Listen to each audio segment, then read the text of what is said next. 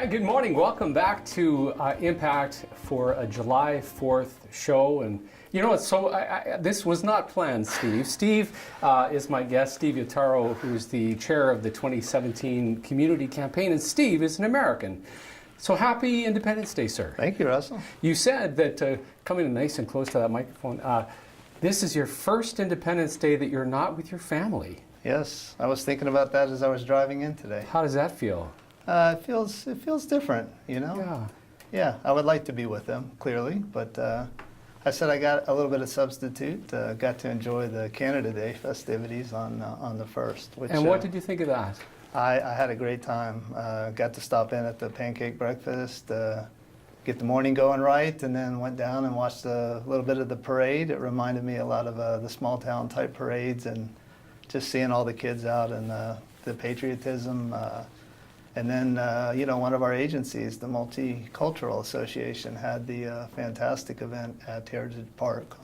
So got to see that a bit as well. So it was a fun day. I noticed a lot of people commented about the diversity aspect of the parade was the thing that touched them the most. People wearing their traditional colors and the costumes, and it was pretty powerful. It was. It was. I mean, the whole day really reminds you of how diverse our community is. And, you know, again, throughout each of the events, I was reminded of that. I have to admit, though, I wasn't able to make it to the fireworks finale to see that. I said up here it's a little bit later than what I'm used to. Midnight's past my bedtime. You know, it's funny that you mentioned that because I was woken up by the fireworks. I live down by the river, and I said, what is that? I completely forgot they were happening. Anyway, thank you so much for coming in today, Steve. You know, this is our first chance in a public way to get to know the community campaign chair. And you mentioned that your family is not, are they back in Texas now? Well, they're kind of all over the place, to be honest. I'm going to be joining with them here later this week, and we're going to be going on vacation together. But they're currently in San Francisco. Oh my gosh. Yeah. But you were in Texas before moving to Fort McMurray. I was in Southern California before I came to Fort McMurray. I've spent a good portion of my life in Southern California, and also as well in the Gulf Coast in Texas, the Houston area as well. Where in Southern California, and why? Well, south of Los Angeles, so that was the major metropolitan area. A town called Huntington Beach is actually where we lived, and I think really where my kids consider is home for them, given that we have moved around quite a bit. But you were working in the oil industry? Oil industry, refinery. A refinery in Los Angeles in the South Bay area, supplied about 10% of California's gasoline and diesel supplies. But you grew up in Florida. I did. What did your mom and dad do? Well, my mom was a high school math teacher. My dad was an electronics technician, and he actually worked in the space program as I was growing up, so early part of the Apollo program. He was involved in that, and then he subsequently got into the radio business and actually owned a radio station at one point in time. So too fun.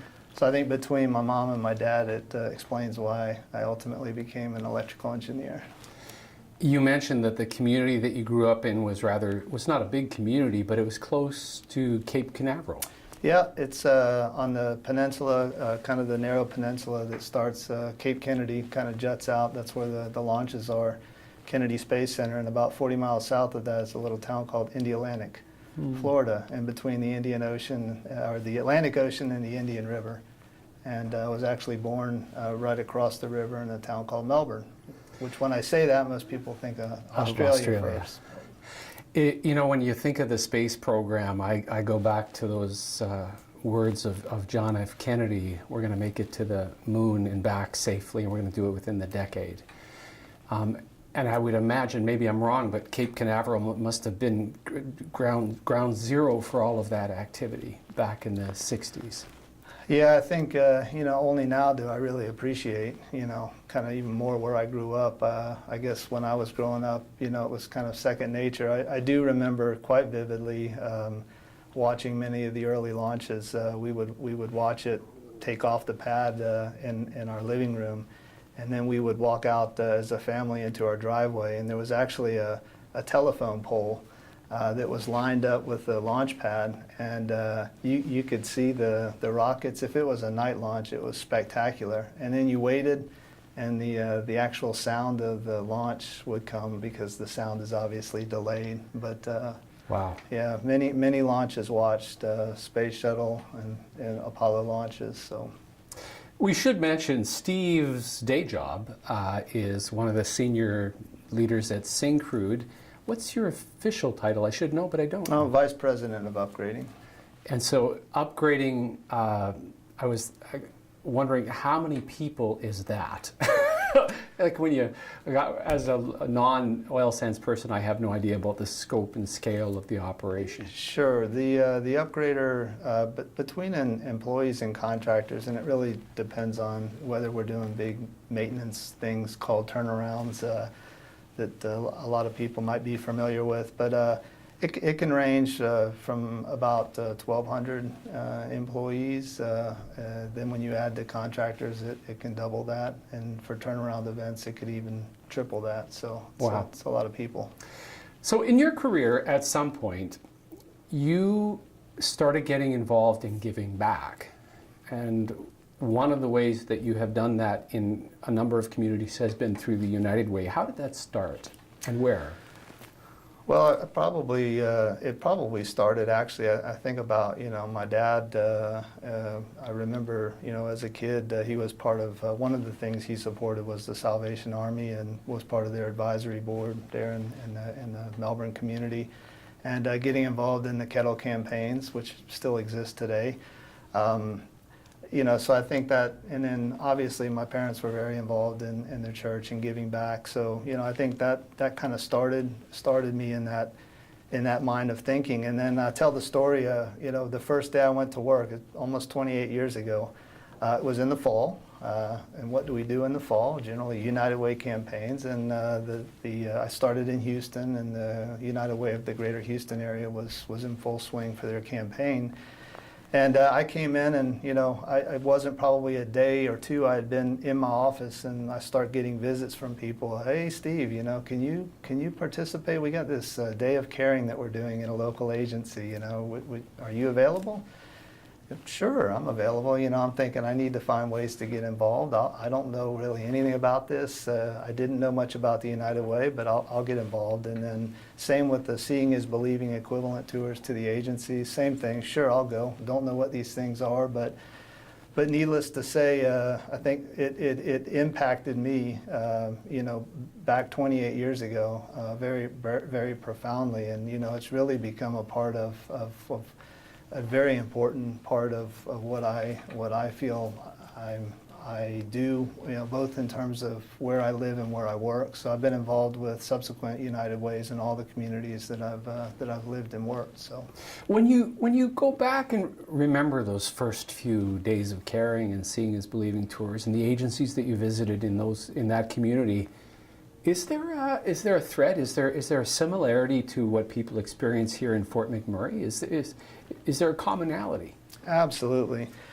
Probably that first day of caring that I did, it was the first opportunity I had to really, not only feel like I was doing something that benefited a local agency, but also had the ability at that particular one to interface with some of the people that had utilized the services of the agency. And it struck me how thankful they were, for what we were doing. And I didn't think of it as any big important thing that we were doing, but the gratitude shown was amazing. And I also noticed the agencies, different from a large Fortune 500 company. I mean, these agencies were operating, on shoestring budgets, as I like to say, very, very lean staffing.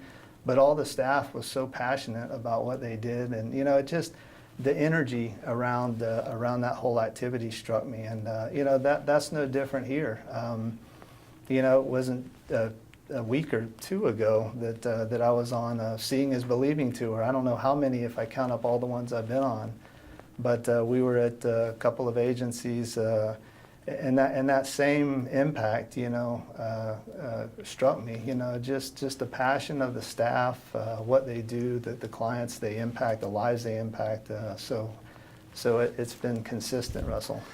Our guest this morning is Steve Yatauro, who is the chair of the 2017 Community Campaign, which is coming up for the United Way this fall. We're going to take a break. You're listening to Impact. It is a team effort of the United Way, Fuse Social, Shaw TV, Fort McMurray, and our friends right here at 91.1 The Bridge.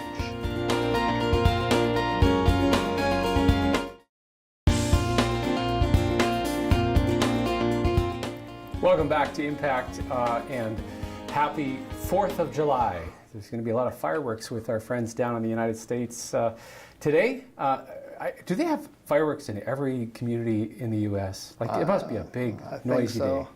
I read something about, I don't know how many millions of pounds of explosives are sent into the sky on this day. So.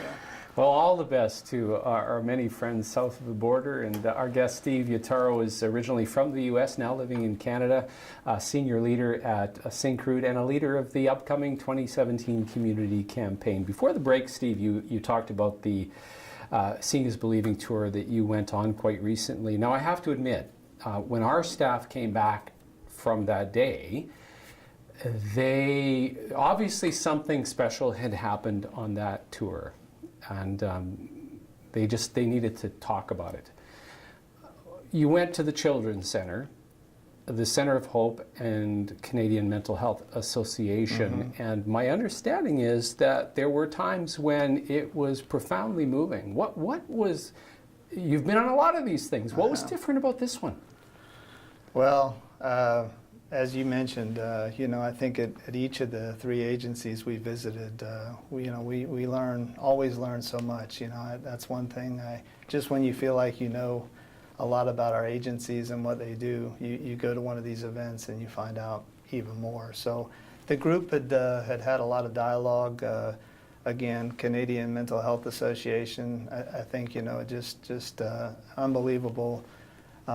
Importance that they play in raising awareness to mental health issues, and I think, as you know, that's one of the areas that continues to grow, even compounded when you have major events like we had here in Fort McMurray. So the efforts to educate that agency does is incredible. The Children's Center, remarkable. Again, the staff there and the tenure and what they do and how they do it, and the facilities they have are just was really special. And I think, again, understanding how they bring in many new families into the community that need some support with child prenatal care. It's amazing the range of programs that they do for young parents and kids, and then take them all the way through the early school years. We ended at the Center of Hope, and Amanda, the executive director there, had taken us around and had talked to us in several different places, and we were all, the whole group, I don't know how many of it there, maybe 15 of us or so, and we were all in this really phenomenal medical facility that they have in the Center of Hope, and Amanda shared with us a story about one of the clients there at the Center of Hope. It was a story about a family, a mom with kids, and I won't go into all the details, but it moved me for sure to tears, and I think I speak for the rest of the group too. It was very profound, and I've been to, as you said, many Seeing is Believing tours over my 28 plus years, involved with United Way and United Way agencies, and I can honestly say this was the first time that I was moved to tears about the story and the impact that had, and I think the rest of the group felt the same way, and it sounds like from what you're hearing as well. Just a few days before that, we had our Community Building Awards, and Kaylee Tkach from CNRL Albion Sands said, "Seeing is believing, but feeling is knowing." What a powerful thing to say, and obviously you and your group experienced that. Yeah. We said if it was only possible to capture, the experience of the Seeing is Believing tours and that impact you feel, and somehow with a magic wand spread that over the community, we would not be worried about any funding or campaign goals or totals, because I think much like myself, it becomes not so much of am I going to give, it's, how much can I give and what can I do, to be a part of this important social infrastructure. Well, you've got a big job ahead coming up. Well, it's already started. You're busy planning and working with your workplace campaign chairs, talking about new ways of reaching more people. One of the really cool initiatives that's coming up that's going to help raise awareness is the Red Menu campaign. And Stu Weigel is the honorary chair. He was on the show with Hannah a few weeks ago. And what is it about the Red Menu campaign and the concept that excites you as the chair? Well, I was definitely, I listened to that show with Stu, and I think here's another example of somebody that went on a Seeing is Believing tour with his team, and it transformed his thinking as well. And I happened to be on that tour with him too, and that was a neat array of agencies. The Red Menu campaign really, I think, gets to a broader cross section of our community. Everyone's got to eat and drink, and this provides an opportunity for us to have some fun, with the restaurants of the community. Encourage people to go out and visit, sample what's going to be, I think, a great array of menu items, specialties picked by each of the restaurants, along with beverages, and then ultimately, provide an opportunity through the purchase of those items to give a portion of that back to the United Way.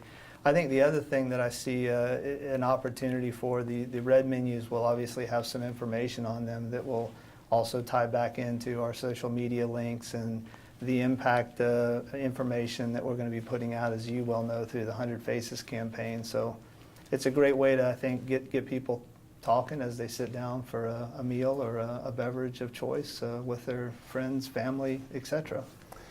I think we're in the business of stories, and the Red Menu campaign provides a platform to share stories, and especially these employees that from Earls that went on this Seeing is Believing tour. It had an impact on them. I know even Stu, his understanding and the purpose behind it changed. Absolutely. Listening to that interview, it was fantastic. I remember him saying, how can we do more of these?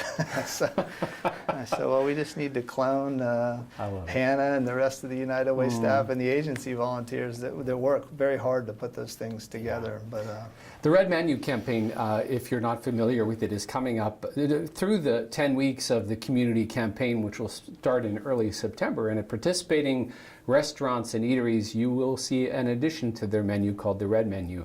And it's going to be great. It's going to be a brand new thing we've never tried before. And to be honest, our campaign, unlike a lot of other campaigns across Canada and the U.S., relies quite a bit on our industry partners. That's where much of the activity happens. But this is a way now to include the broader community in a fun way that will be tasty and not painful. It'll be fun. Absolutely. And it'll be just small micro donations. It may not be much, but boy, when you take thousands of those micro donations, they turn into one very big impact. Every bit truly counts, so if it allows us to, again, inform people about the great work our agencies do in the community, that alone is of huge value. And then encouraging people to get involved is going to be a fun part of the Red Menu campaign. We often talk about communicating impact of agencies, and we do that because we recognize that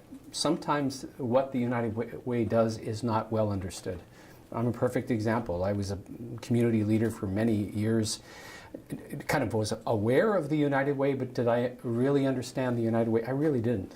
And it took getting involved before I began to understand what this really is all about. And we're coming up on the next community campaign this fall. Steve's the chair. We're going to talk more when we come back. You're listening to Impact right here on 91.1 The Bridge.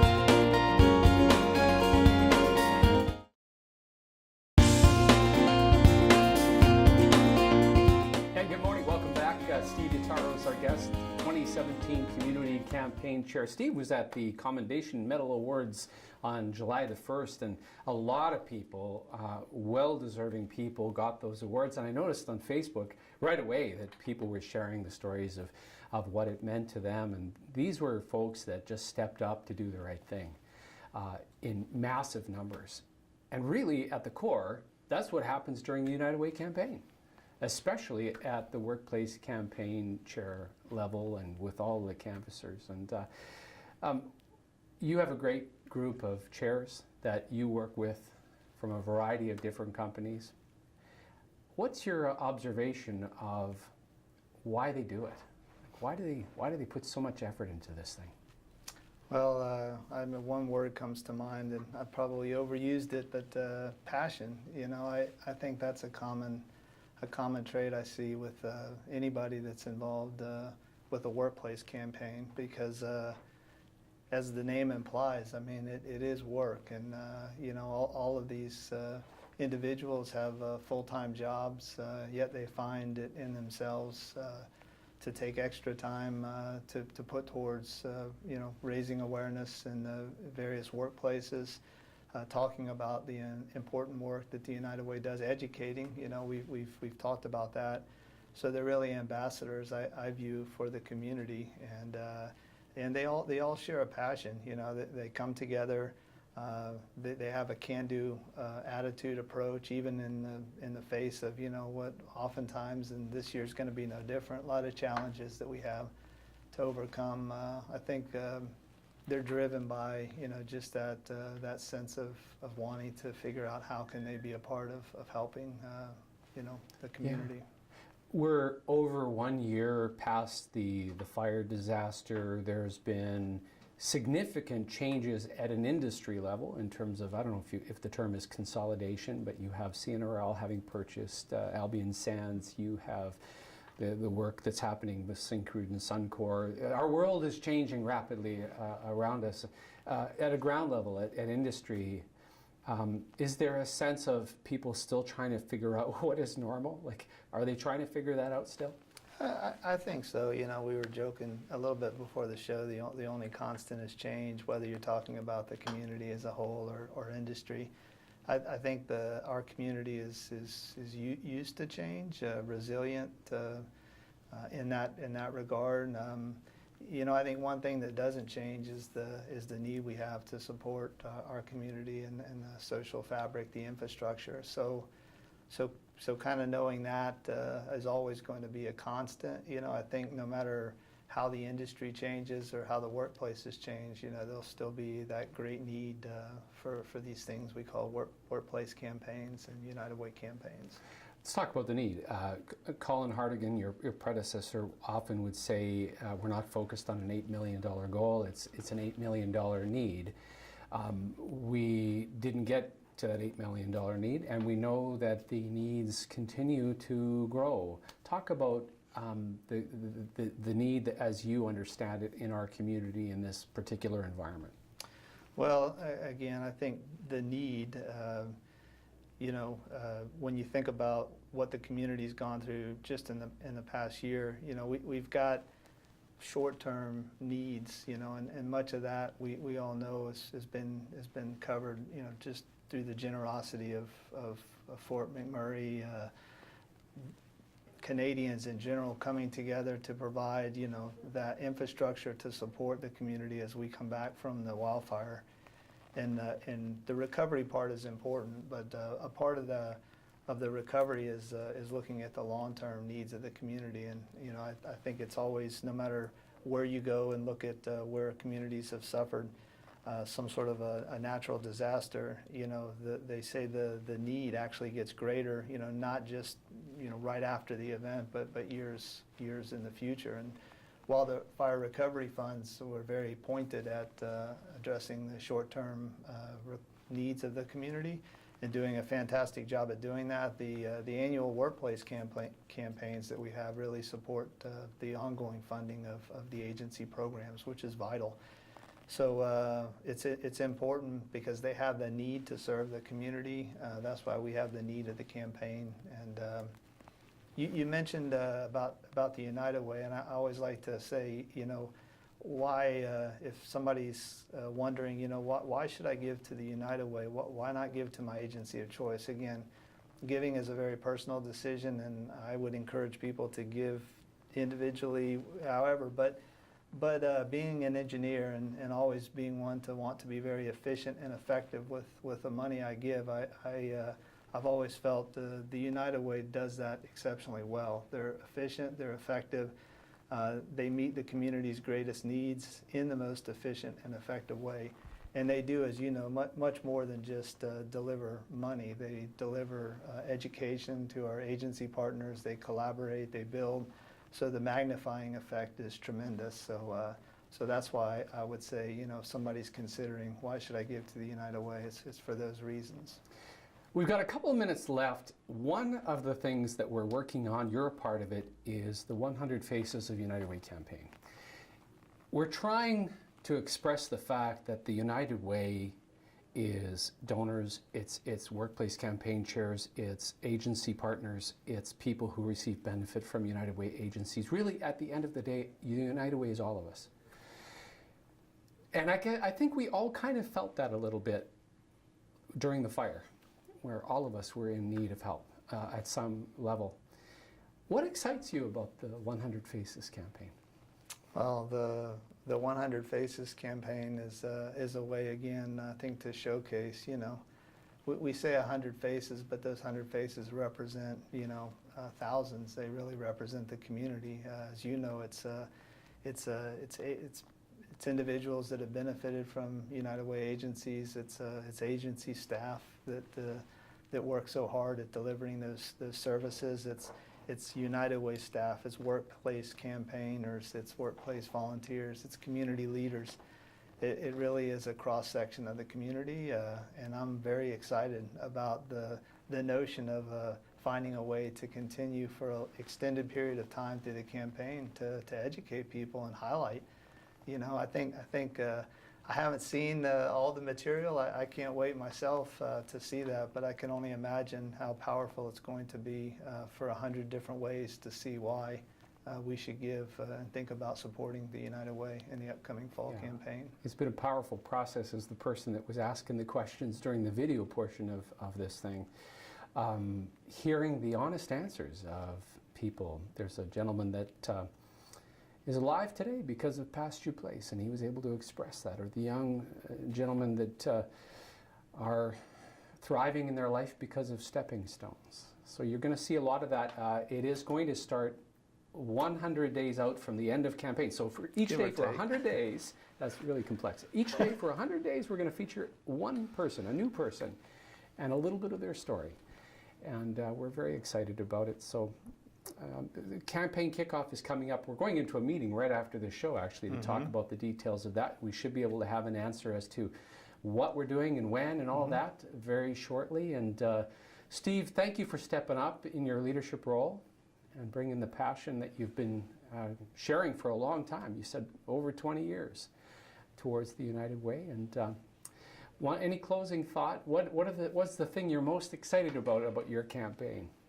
Just, again, keeping the passion high, educating the community, being excited as a community to see what we can do about meeting that need that's so prevalent in the community. So it's a great honor for me to be asked to chair the campaign this year, and I'm going to do everything I can to make sure that we're as successful as we can be.